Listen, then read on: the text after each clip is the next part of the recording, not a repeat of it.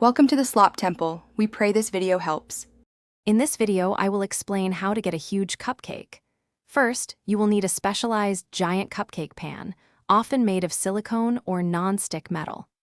Gather all your ingredients, ensuring you have enough for a larger batch, typically double a standard recipe. Preheat your oven to 350 degrees Fahrenheit, preparing it for even baking. This initial setup is crucial for success.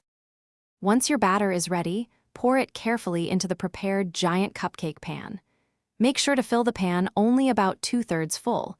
This allows for proper rising without overflowing. Place it in your preheated oven and bake for approximately 50 to 60 minutes. You can check for doneness by inserting a toothpick into the center. It should come out clean.